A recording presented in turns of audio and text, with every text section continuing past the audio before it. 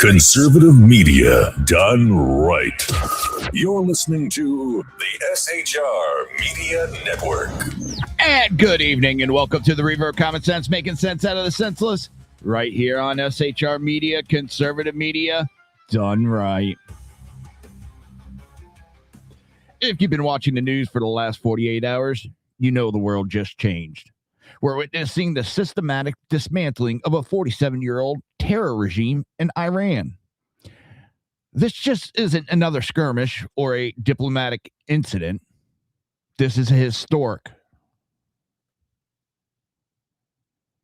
transformational shift in the global order. While the experts in D.C. are clutching their pearls and the Hollywood elites are spinning wild conspiracy theories, something amazing is happening.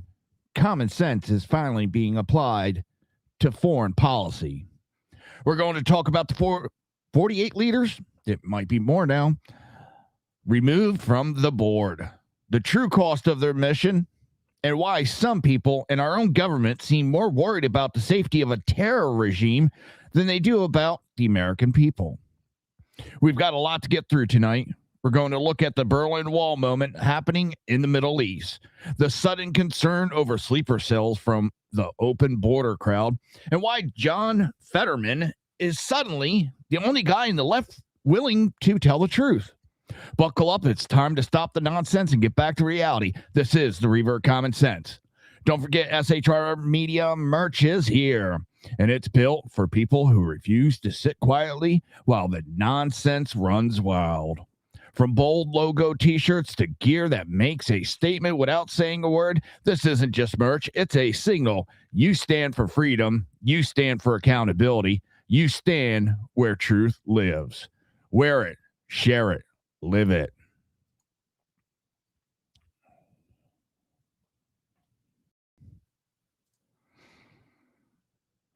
Don't forget to grab your SHR Media merch today and represent common sense wherever you go. And before we go any further, hit that like button, smash subscribe, and share the stream like your freedom depends on it, because it just might. Every click helps us punch through big tech censorship, drown out the media noise, and make sure common sense has a fighting chance.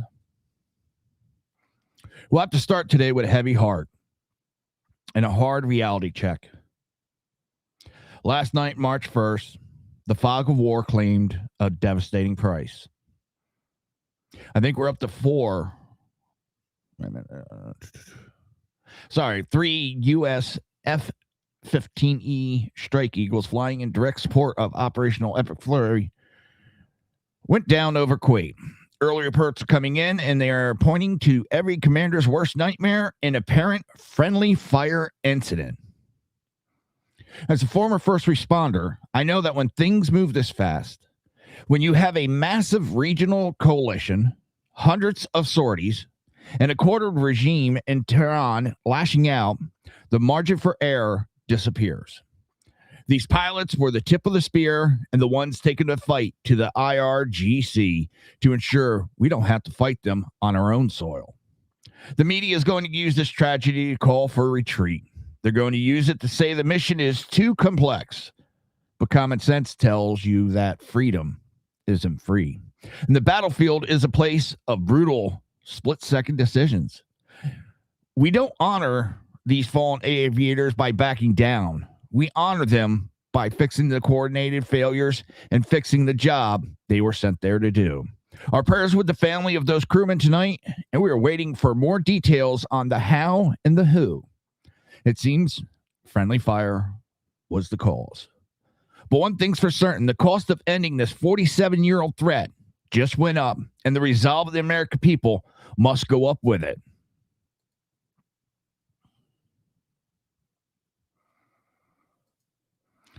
But while we mourn the cost of this mission, the regional stakes are escalating in real time. Because even as coalition force assess what happened in the skies over Kuwait, another front just ignited, one that could reshape the entire balance of power in the Gulf. And folks, the secret's out. The stakes just hit the stratosphere. While D.C. talking heads were busy crying about diplomatic norms, we've now learned that the Crown Prince Mohammed bin Salman wasn't just watching from the sidelines. Behind the scenes, MBS was reportedly urging Trump to finish the job once and for all. His message was simple. Anything less than the total dismantling of the IRGC would only leave a wounded and more dangerous Tehran to deal with later. But Iran just made the biggest mistake in its 47-year history. In a desperate, cornered animal maneuver, Tehran launched a drone strike on Rashad Tanore. I know I'm butchering the name.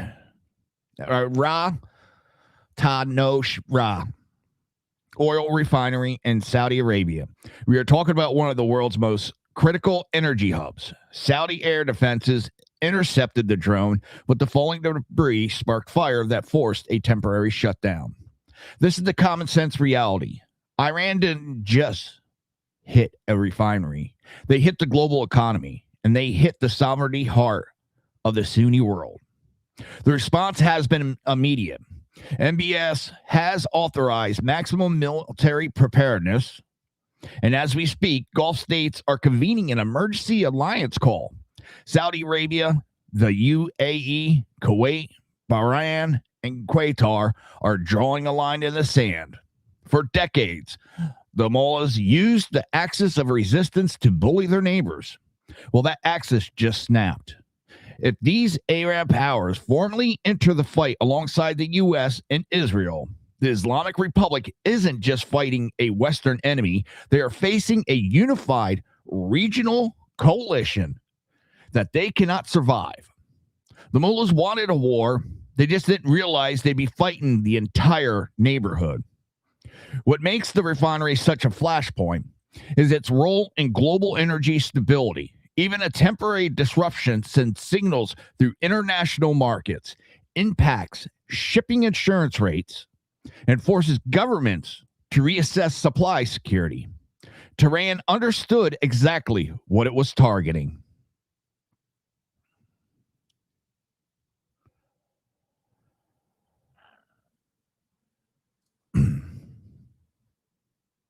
This is not just a military strike. It was an economical warfare. By aiming at energy infrastructure, Iran attempted to raise the global cost of confronting them.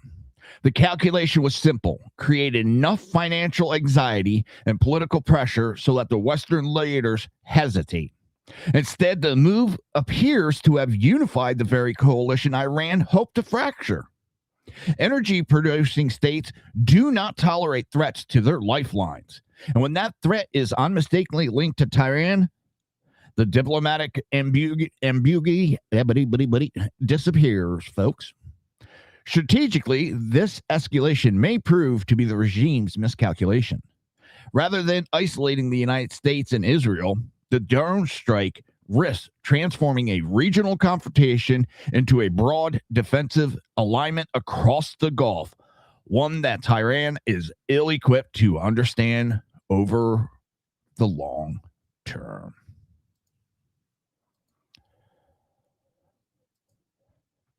But when external pressures mount this quickly, the real instability begins inside the regime itself. Military setbacks can be absorbed. Economical pain can be managed. What cannot be easily controlled is internal panic at the highest level of power. And that's exactly what we're seeing unfold in Tehran. If you're looking at the headlines and wondering why there's a sudden delay in naming a successor to the Ayatollah Khamenei, let's apply some common sense to the chaos coming out of Tehran over the last 48 hours. The supreme leader is dead, confirmed on February 28th, but the throne is still sitting empty. Why? Because the remaining leadership is absolutely terrified. Right now, Iran has activated Article, I think it's 111 of its constitution, setting up a temporary three-man council. They aren't doing this out of love for committee meetings. They're doing it because the decapitation strategy being used by U.S. and Israel forces.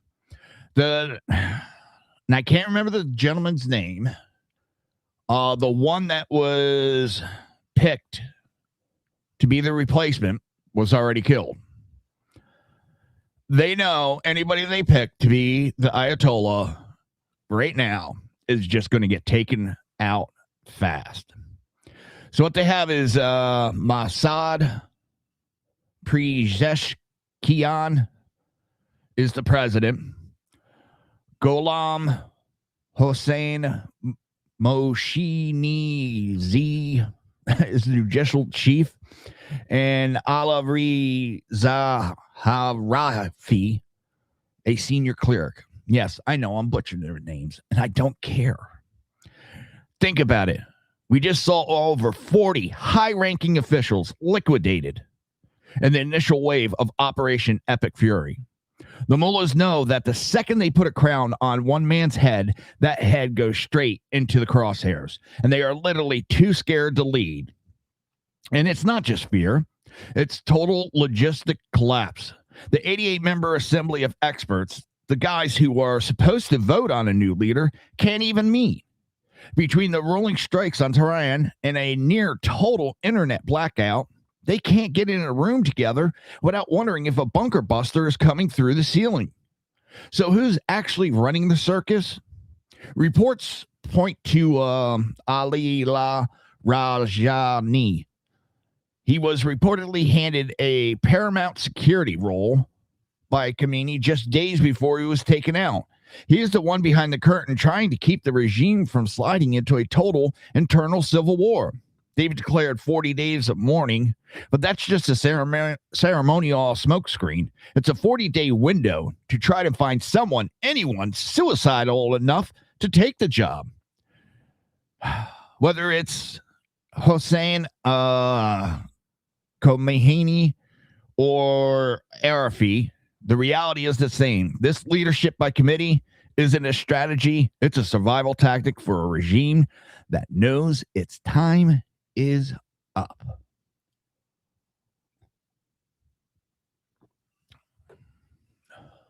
Oh, where are we now?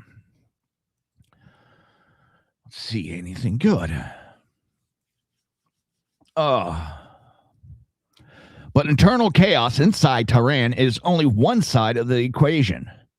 While the regime scrambles to survive behind closed doors, the external pressure is becoming more organized, more public, and far more coordinated.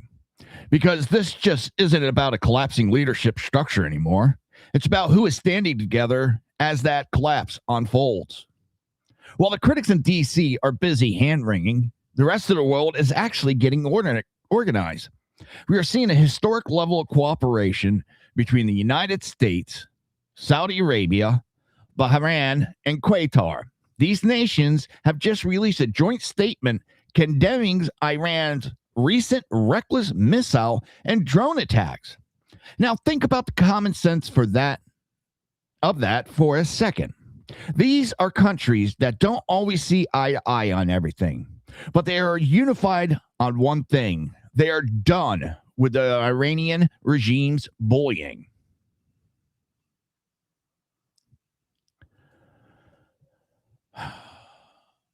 This is the Trump effect in action. Instead of the U.S. acting as the world lone policeman, while everyone else complains, we are seeing a coalition of the willing. These Gulf nations aren't just sitting back. They are standing at the podium with us, identifying the source of the problem. For 47 years, the regime in Tehran has banked on the idea that they could divide the West from the Arab world. They thought they could use proxy wars to keep everyone at each other's throat. But Operation Epic Fury has done the opposite. It has catalyzed a unified front that is stronger than anything we've seen in decades. When Saudi Arabia and Qatar are standing on the same condemnation of Iranian aggression as the United States, the game is over for mullahs. The stability the media craves isn't found in appeasement. It's found in a group of powerful nations finally saying enough is enough. This is what real diplomacy looks like.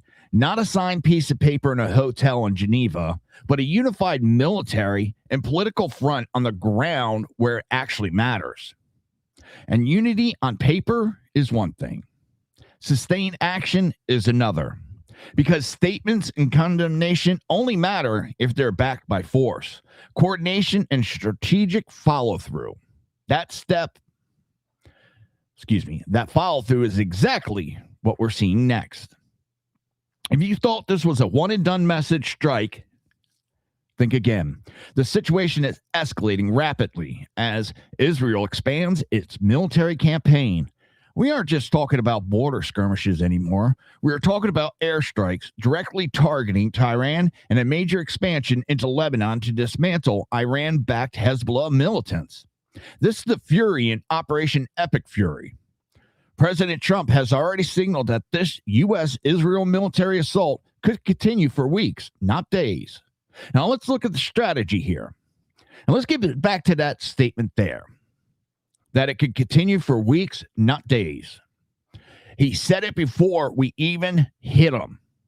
He's been saying it for a while now. This would not be a matter of days. It would be a matter of weeks. They knew we weren't going to be able to do this in a 1 or 2 night strike. We're taking out all the important targets. We have taken out so much of the infrastructure of Iran. They're getting low on missiles. Russia's not coming to their aid. Russia just basically went, sorry for your loss. Have a good day. China's not stepping in. North Korea, they're calling up Donald Trump going, oh, we still all right, aren't we? We're still all right. You're no mad at me. Because he's looking at it. He saw what happened to Maduro. He's seen what happened to the supreme leader. He knows that could happen to him. Cuba is next. That's going to fall in a matter of weeks, maybe months, but that's going to be falling. So underneath Donald Trump's second term, we'll see the fall of Venezuela. It's that shithole of a country that's getting turned around and will be great again. Iran is going to get turned around, and that extreme Muslim ruling is going to be out the door. As I said, Cuba, they have nothing right now. They're a matter. I think if we sneezed on them, they would collapse. They're so bad. Russia's not doing that great, and everybody thinks China is so stable, and they're not. They have been falsifying their financials. They're losing businesses now that are coming back to America. They're screwed on oil because they were getting their oil from Venezuela and Iran. So they just lost a shitload of oil. So their military power just crapped the bed, so to speak.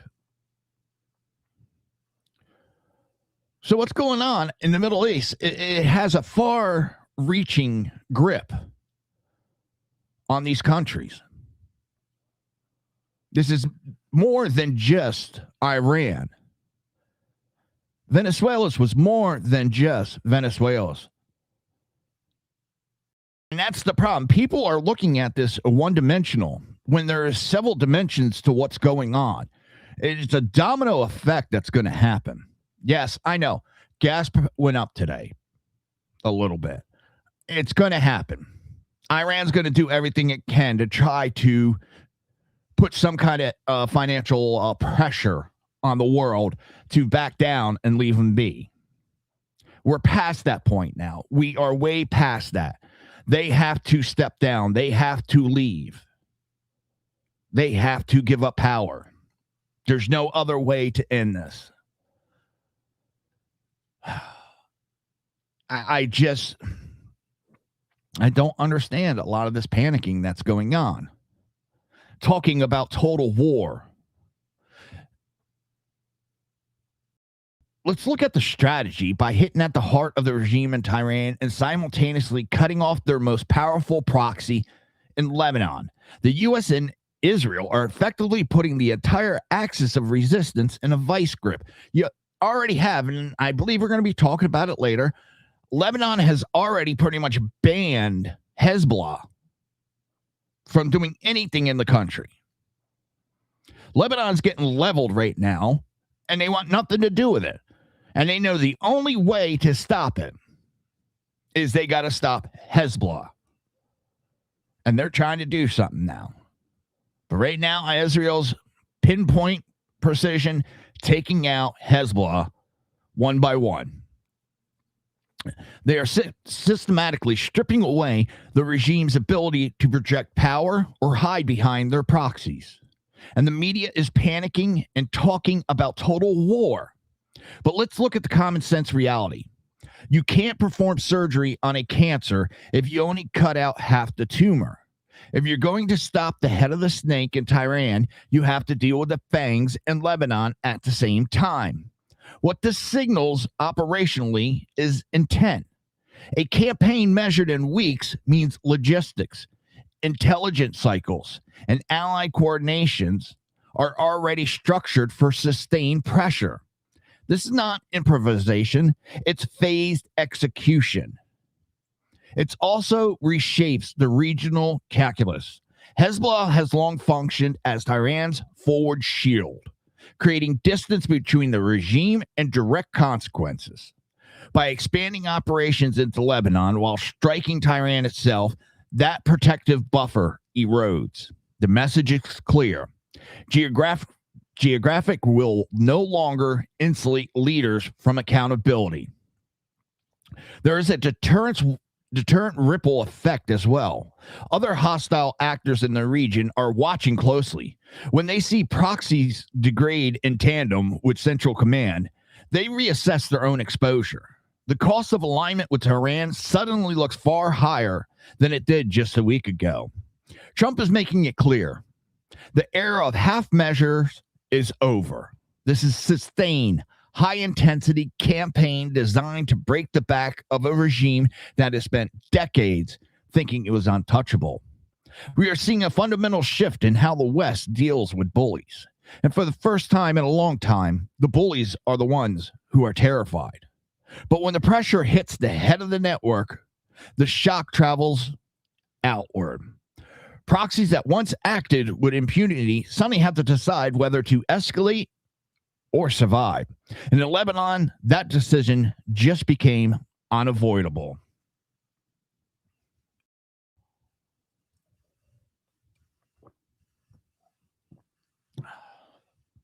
Sorry about that. In a move that many thought we would never see, the Lebanese government is finally trying to take its country back. Lebanese Prime Minister has officially announced a total ban on all Hezbollah military and security activities.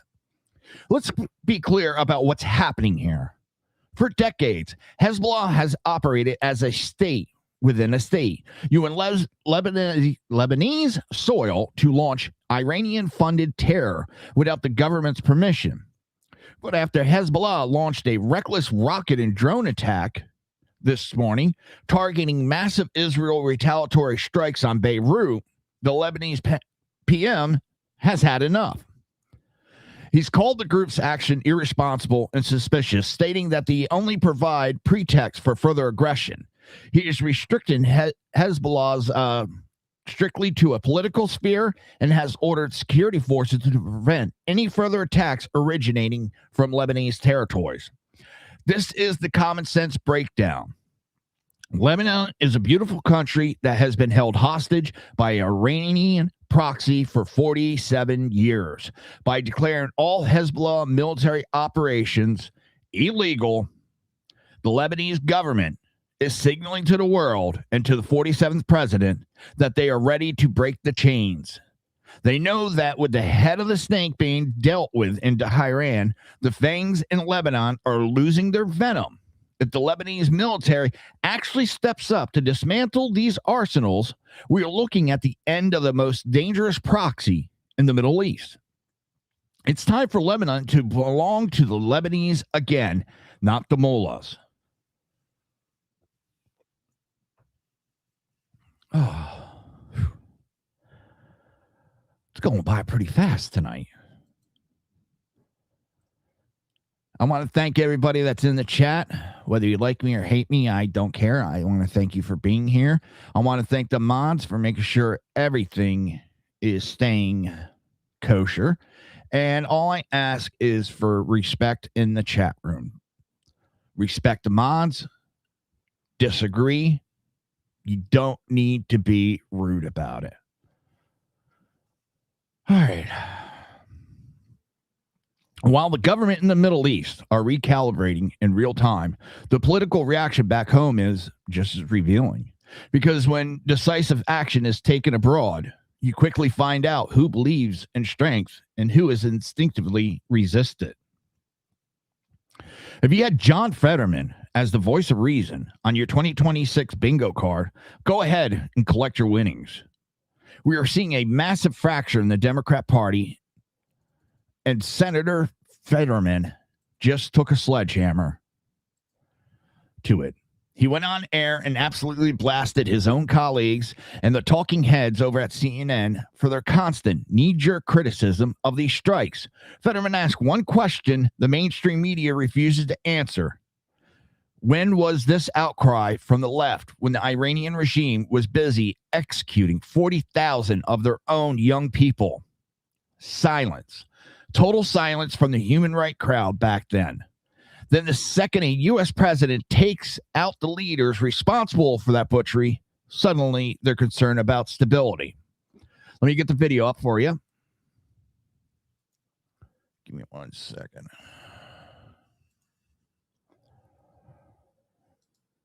And I'm still at awe with Fetterman of late and just being the voice of reason. All right, here we go. Destroying the Iranian leadership. And there wasn't any kind of outcry from parts of the left after Iran executed about 30,000 of their young people that were just simply protesting for democracy. Why? Why can't we just objectively say what Israel has been able to accomplish, since they were calling for a ceasefire back in 2024? Hamas would be still there. Sinwar would be alive. Hezbollah would be allowed to fire thousands of rockets into Israel now too. And then now Houthis too. And Iran would be able to be perceived as a strong military presence in the region. Turns out it really wasn't effective. So here we are, we're in a much better place now. If anyone wants those things that they claim that they do, like peace, and they can never allow Iran to acquire a nuclear bomb, when someone actually did that could actually make sure that's possible. And I'm open to a better opportunity for more peace and prosperity for the Iranian people, for more security that Israel deserves that. So that's a point. And this was not an illegal war based on terms of what the War Powers Act is. And that's what I'm getting tired of hearing from both left and right idiots. This was not an illegal action. The War Powers Act gives the president 30 to 60 days. There's not even boots on the ground. This is an air strike. President after president has done this without congressional approval. It's just people trying to make political point because they don't like who's in office. And the Republicans have done it to Democrat presidents also. And I've disagreed with them also. It's just, come on, there we go. It's allowed. We are just getting started, folks. This is the anatomy of a modern political warfare, and we're only peeling back the first layer. Don't go away. We will be right back in like a minute or two. Come listen to BZ's Berserk Bobcat Saloon Radio Show. Live on select and exclusive Tuesday and Thursday nights. at 11 p.m. Eastern, 10 p.m. Central, and 8 p.m. Pacific on the SHR Media Rumble channel, SHR Media YouTube channel, X, Twitch, Spreaker, and wherever great conservative podcasts are found. BZ, your conservative Sherpa, guides you through the maelstrom of Democrat, leftist, and globalist lies, chaos, deceit, and betrayal. Raised as a free-range child with dirt, stains, mud, and freedom, BZ broadcasts from North Idaho, comfortably surrounded by actual normal people. Jump into our plush, sumptuous, palatial, and resplendent chat room on rumble.com. Click on live chat to join. Now, with 37% more umbrage and 19% more bulbosity than previous shows, featuring delicious Liberty additives for the best in late-night conservatarian talk radio. BZ reminds you that with great beard comes great responsibility. No chinchillas were harmed, embarrassed, fat-shamed, or the focus of any sarcasm whatsoever in the making of this ad. Are you looking for a way to boldly express your faith and love for your country? Then check out Seven Armors, the premier apparel company for patriotic men of God, where faith meets freedom in style. Our t-shirts are more than just clothing, they're statements. Bold, stylish, and meaningful. From timeless messages to modern designs, we've got something for every patriotic man of God. Wear your beliefs proudly with Seven Armors gear. Don't miss the chance to wear your faith and freedom on your sleeve. Visit 7armors.com today and join the movement. That's the number 7armors.com. Hey, where do you go when you want real conversation and topics? That's right, you step to the edge. The Edge of Liberty is your home for talk radio the way it was meant to be. I'll be live every Monday and Wednesday at 8 p.m. Pacific on the SHR Media Network, and we're simulcast on KLRN Radio. We're building something different, Aaron. We just want you to be a part of it. I'll see you on the edge.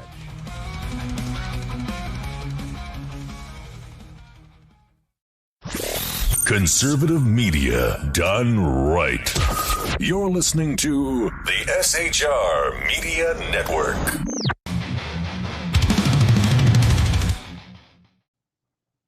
And welcome back to the Reaver of Common Sense. I am your host, Jersey Joe.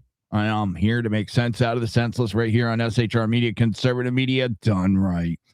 For those in the chat, thank you for being here. Thank you for the mods. I appreciate every single one of you. And for everyone listening or watching across all the platforms, thank you for being here. Don't forget, SHR Media merch is here, and it's built for people who refuse to sit quietly while the nonsense runs wild. For bold logo t-shirts to gear that makes statements without saying a word, this isn't just merch, it's a signal. You stand for freedom, you stand for accountability, you stand where truth lives. Wear it, share it, live it. Grab your SHR Media merch today and represent common sense wherever you go, only on shrmedia.com. Before we go any further, hit that like button, smash subscribe, and share the stream like your freedom depends on it, because it just might. Every click helps us break through big tech censorship, drown out the media noise, and make sure common sense has a fighting chance. And let's get back to John Fetterman. Saying I agree with John Fetterman, I never thought those words would come out of my lips. But I will give credit where credit is due. I don't always have to agree with somebody to agree with something they say. And Fetterman's point is pure common sense. He's asking why we can't just objectively look at what has been accomplished. The Middle East and the world is in a much better place when the head of the snake is being dealt with. It's refreshing to see someone on that side of the aisle admit that Israel and the United States have achieved something historic here. While the rest of the far left is busy worrying about escalations, Fetterman is pointing out that escalation happened years ago when Iran started killing its own youth and funding global terror. And here's what really rattled the media class. He didn't hedge. He didn't soften it with 10 layers of academic caution. He simply pointed out the obvious contradiction between performative outrage and selective morality. That kind of clarity is rare in Washington. Exposes how narrative-driven so much of debate has become. This also signals something deeper inside the Democrat coalition. When a sitting senator feels comfortable openly rebuking his own side's media allies, it tells you the internal polling and private conversations are not matching the public outrage machine. And I've talked about this. There's internal polling and the polling we see. The polling they see, they know they're not doing as good as the media says they are. I understand the polls that are out there. Now the polls are showing they're tied. So if they're tied, I would bet the internal polling showing Republicans ahead. I know you guys are going to be in the chat. You don't know what you're talking about. The polls say. We're going to see. I'm not saying there's going to be a red wave. I've never said that, never will. You can keep going on saying there's going to be a blue wave. Go right ahead. I could care less. That's your opinion. You have a right to it. But for what I'm seeing and the rhetoric I'm hearing out of the left, they're already making excuses for the losses. Tells me their internal polling is not as good as they are making it seem to be. They are famous for gaslighting you, giving you propaganda. And the people on the left are so gullible anymore, what they believe whatever is told to them without question. They won't look into it. They'll look at one poll and, oh, that's what it looked, the headline dead, and that's it. Internal polling, I will bet, is showing differently. There is a recognition, even if it's quiet, that voters are exhausted with reflective anti-action rhetoric every time the United States asserts strength. Fetterman's remarks force a broader question. Is opposing everything this administration does a strategy, or is it a reflex? Because if it's a reflex, it's political unsustainability. The American public can disagree on tactics, but they can also recognize when a regime with a decade-long terror record has been significantly weakened. And perhaps most importantly, this moment demonstrates that foreign policy is not as ideological or rigid as cable news would have you believe. When results are visible, when adversaries are clearly on the defensive, and when regional allies are lining up in support, partisan lines start to blur. When even Fetterman is telling CNN to sit down and shut up, you know the narrative is slipping away from them. And while the political class debates tone and television panels argue about optics, the operational reality continues to move forward. Because beyond the rhetoric, beyond the spin, there are measurable results on the battlefield. Results that change the balance of power. And we're moving from a political theater to the cold, hard facts on the ground. President Trump has now confirmed that over 48 high-level Iranian leaders have been neutralized in a series of coordinated U.S.-Israel strikes. Think about that. And the number I had when I went through my notes was 48. I believe it's higher now. Hit them again tonight. More have been taken out.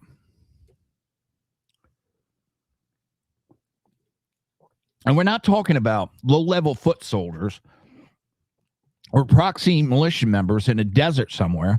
We're talking about the brains of the operation, the architect of the RIGC, the money men, the commanders who have been calling the shots for decades. This is what Operation Epic Fury looks like.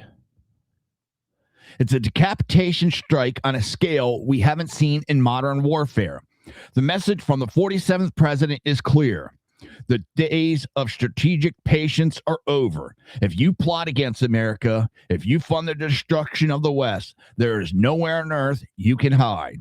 The media wants to call this destabilizing.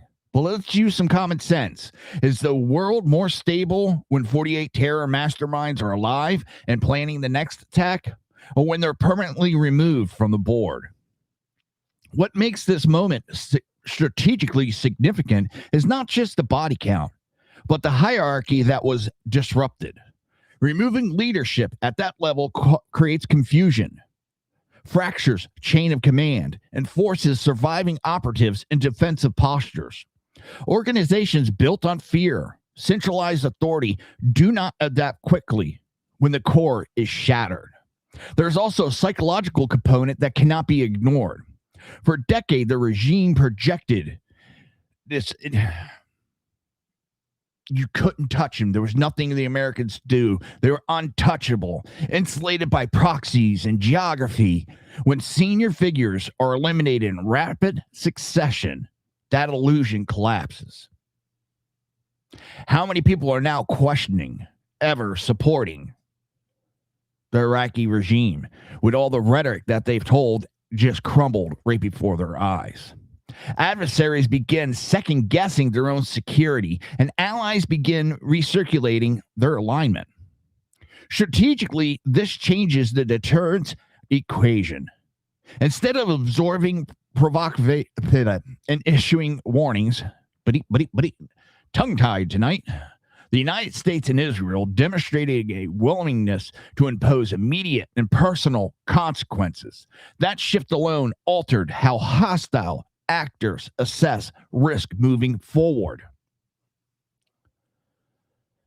The tactical precision of these strikes show a level of intelligence and military cooperation with Israel that is unprecedented.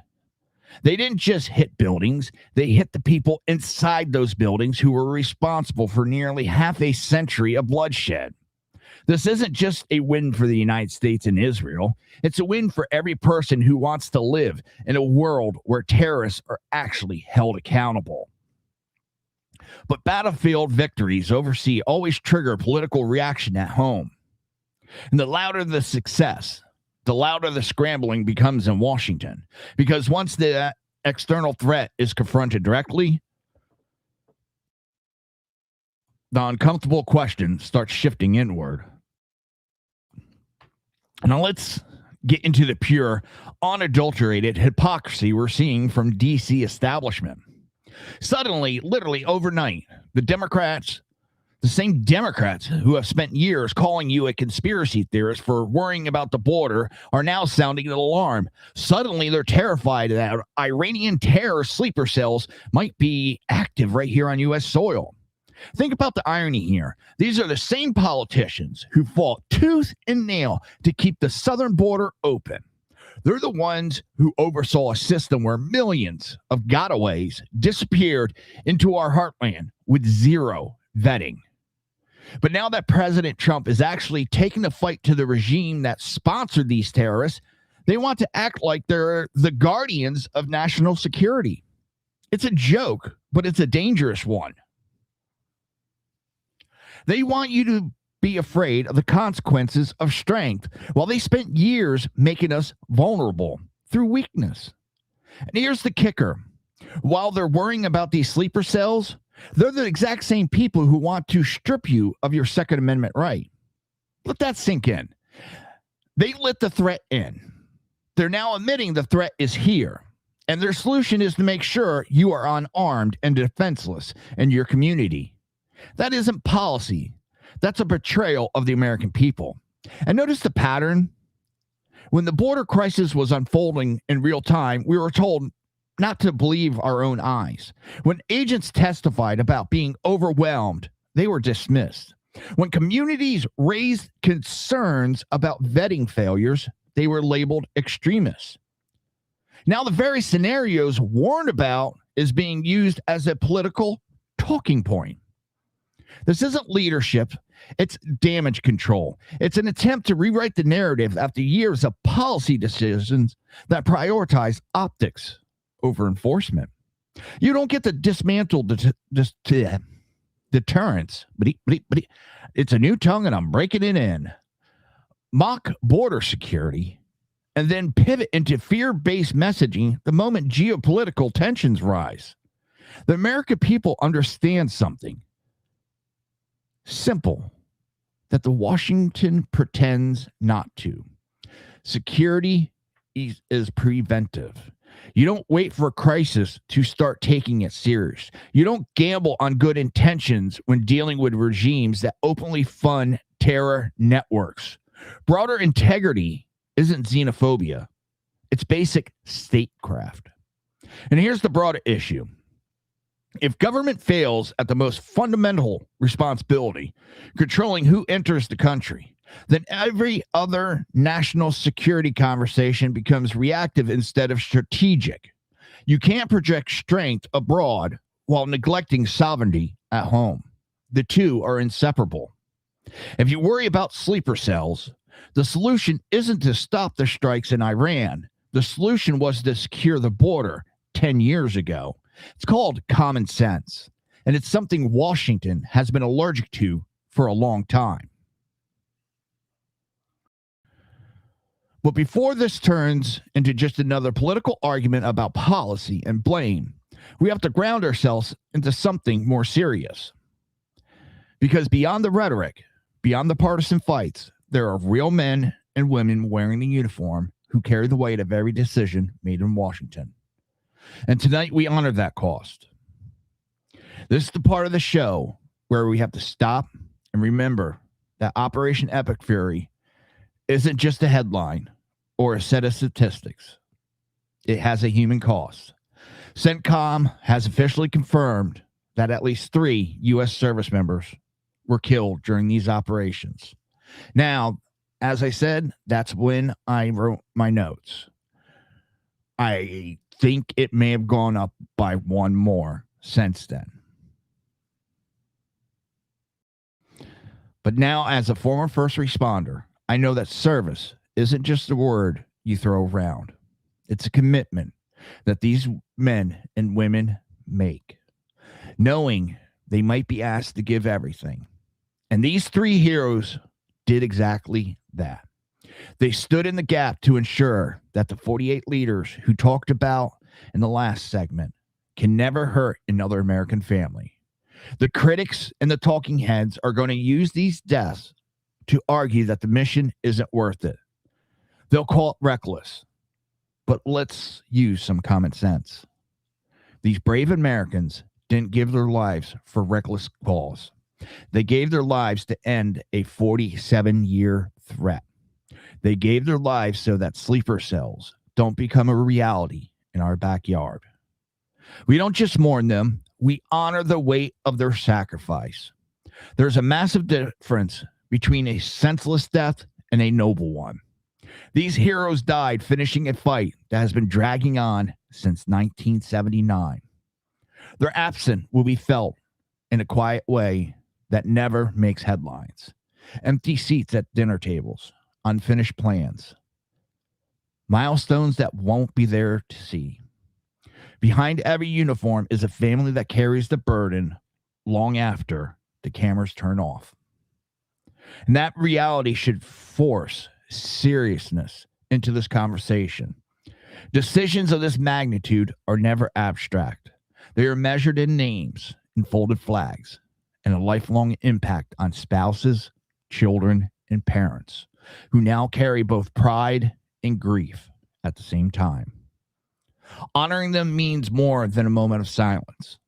It means ensuring that their sacrifice contributes to a durable outcome, that the objective they help secure is not squandered by political hesitation or short-term memory. Our thoughts and prayers are with their families, but more than that, our resolve should be with them. We owe it to these 3 patriots to make sure that the mission they died for is completed and that the regime they were fighting is dismantled once and for all. And when sacrifice reaches this level, history has a way of accelerating. Moments paid for in blood tend to mark turning points, not just in strategy, but in errors. Because what we are witnessing now is bigger than a single operation. It is the possible collapse of something that has shaped global instability for nearly half a century. Folks, we are watching history unfold in real time, and it's time for some serious common sense. For 47 years, the Iranian regime has been a cancer on the world stage. exporting terror, destabilizing the Middle East, and chanting death to America, while the globalist elite played footsies with them.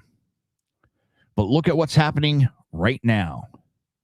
We have the Iranian Americans coming out and telling the truth that the mainstream media is too terrified to touch. This isn't just about military operation. This is a Berlin Wall moment. We're talking about a transformational shift for humankind. Let me pop this video up for you real quick.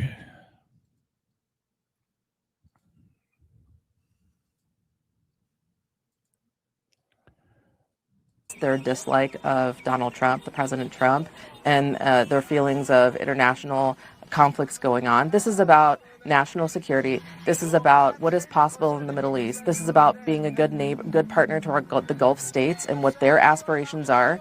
This is about supporting the people of Venezuela. This is about dismembering our relationship with, or not dismembering, but resetting our relationship with China. Right now, 55% of the oil production that Iran produces goes to China despite sanctions. You want to support the people of Ukraine? You want to end that war? You have to. There is no getting around dismembering this Islamic Republic. It is non-negotiable. It is not a want to have. It is a have to have. And it's not just for the Iranian people. I think you have to trust the Iranian people. We know this government better than anyone else. When you dismember and decapitate this regime, you are going to see a change in the Middle East, in Venezuela, in China, in Ukraine. And I think, quite frankly, their ideology has really, it's caused a lot of problems for us worldwide. We need to take it seriously. And I think at this point, we have a tremendous opportunity. This will be like ending the Soviet Union, the Berlin Wall. This is a transformational moment for humankind, for security. And as an American, this is in our interest to complete it. So I am a Democrat. I have been a huge Democrat. I am incredibly disappointed with my party. I do not see myself in them in this moment. And there's a lot saying that. There's a lot saying that. When the Berlin Wall came down, it wasn't just about bricks and mortar. It was the collapse of a soul-crushing ideology. That is what we are seeing today. This regime has held its own people hostage and threatened the West for nearly half a century.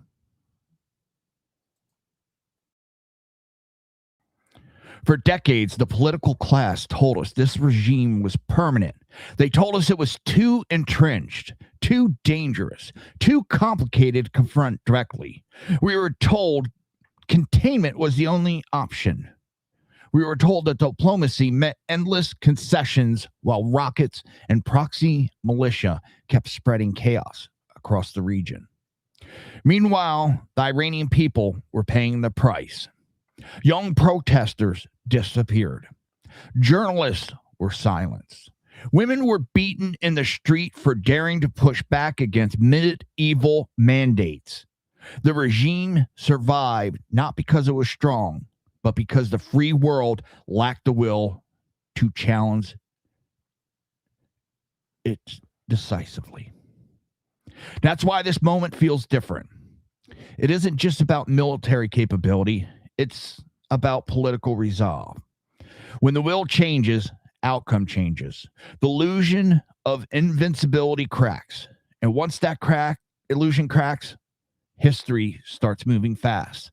The comparison to the Berlin Wall matters because walls don't fall when everyone is comfortable. They fall when pressure builds for years and then finally meets a decisive push. The Iranian regime has been under pressure internally from its people and externally from sanction and isolation. What we're witnessing now is the tipping point. And let's be clear, transformational moments are never neat. They're disruptive. They create uncertainty, but they also create opportunity, the opportunity for oppressed population to breathe, for regional powers to realign, and for the West to reset the terms of engagement after decades of reactive policy. President Trump isn't just sending a message with these strikes. He's signaling the end of an era of appeasement. It's time for the Democrat Party to wake up, get past their personal vendettas, and realize that a world without this terror regime is a safer world for everyone. This is the moment where you either on the side of freedom and Western civilization, or you're standing in the way of history.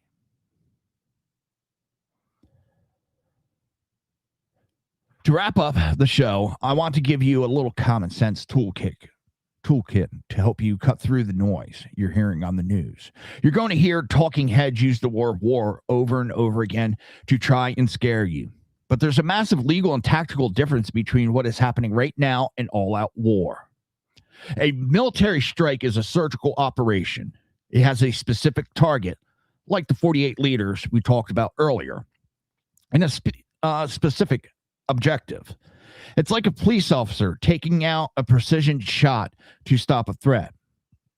You go in, you neutralize the danger, you stop.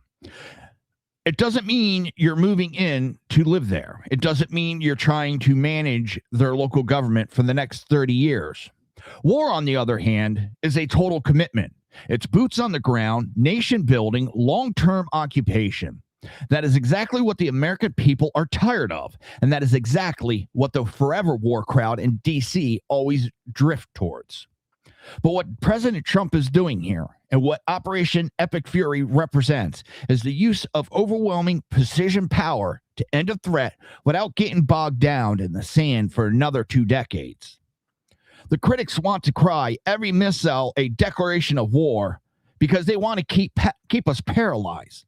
They want us to be afraid to move so that regimes like the one in Tehran can keep attacking us with impunity. But common sense tells you that if someone is shooting at you, return fire isn't starting a war, it's ending the threat.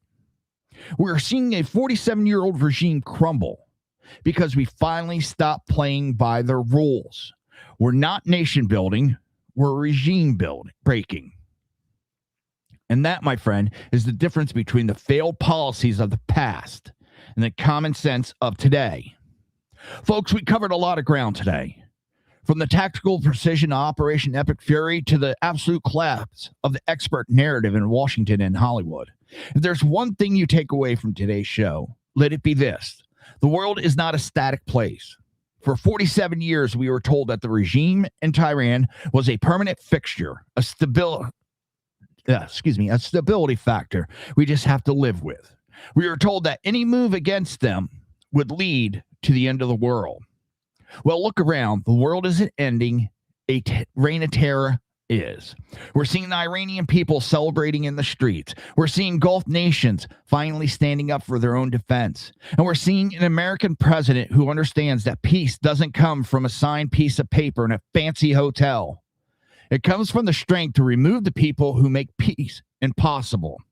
The Berlin Wall of the Middle East is coming down. And while the left-wing media spends the next week hand-wringing over decorum or process, remember the American heroes we lost. They didn't die for a process. They died for a result. They didn't die so that common sense could finally prevail.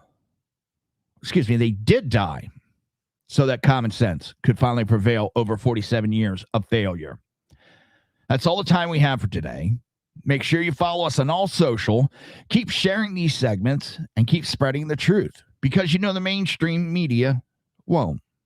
We're going to keep a close eye on the situation in Tehran and Lebanon as this campaign moves into its second week. I want to thank you for tuning in, for your support. I want to thank everybody in chat, whether you agreed or disagreed. I want to thank the mods. I want to thank everybody listening on all the platforms. We're going to keep an eye. I want to thank you for tuning in and keeping your head on straight in a world that's going a little sideways.